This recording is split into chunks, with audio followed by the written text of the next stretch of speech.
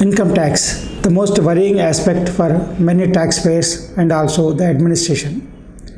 Recently, the Supreme Court has given a verdict to end a reality tax evasion via partnership firms. The Supreme Court has put an end to a rampant tax dodge going on for decades, where land parcels, properties, and redevelopment rights worth crores changed hands through partnership firms.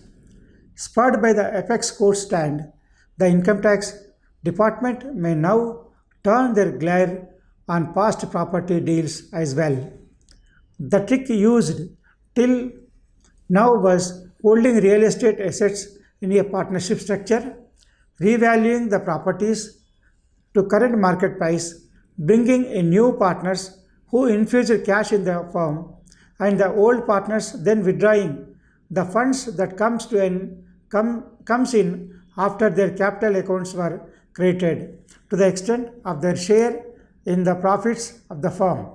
As it was allowed in a partnership, no stamp duty, capital gains tax, and income tax were paid as is required in a plain sale and transfer of property.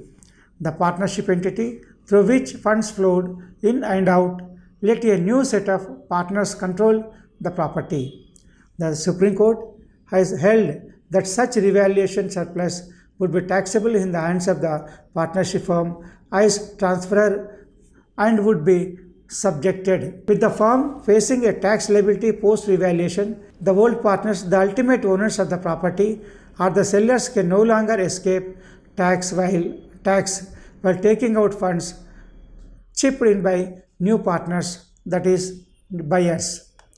Now, since the Supreme Court has held in favor of the income tax department, the department will start looking into past transactions and reopen past assessments.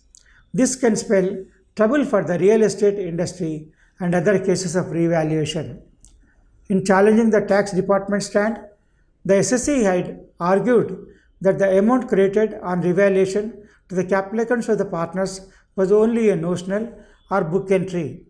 It also said that Section 45, Subsection 4 of the Income Tax Act, dealing with the tax and gains of a firm or association or body of individuals following transfers of capital assets, would not be applicable unless the partnership firm in question is dissolved.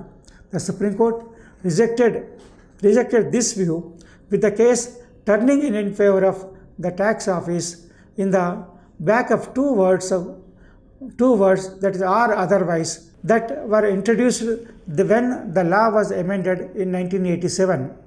According to Section 45, Subsection 4, the profits or gains arising from the transfer of a capital asset by way of distribution of capital assets on the dissolution of a firm or other association of persons or body of individuals, not being a company or a corporate society or otherwise, shall be chargeable to tax. The Supreme Court, in its ruling, after detailed analysis of Section 45, Subsection 4, it is observed and held that the word or otherwise used in Section 45, Subsection 4 takes into its sweep not only the cases of dissolution but also cases of subsisting partnership, partners of a partnership transferring assets in favor of a retiring partner.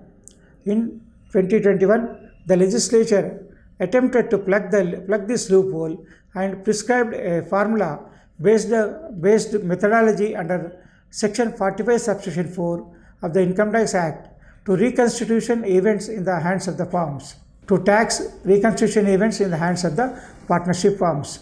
While applying this formula, any revaluation related to credits in the partners' accounts were specifically required to be ignored for ascertaining taxes. The Supreme Court ruling goes one step ahead and deems the event of revaluation of assets of the partnership firm itself as a taxable event in the hands of the partnership firm, holding that a revaluation of partnership assets is a deemed transfer of its assets in favor of the partners. This ruling will have a far-reaching effects on tax planning by the partnership firms.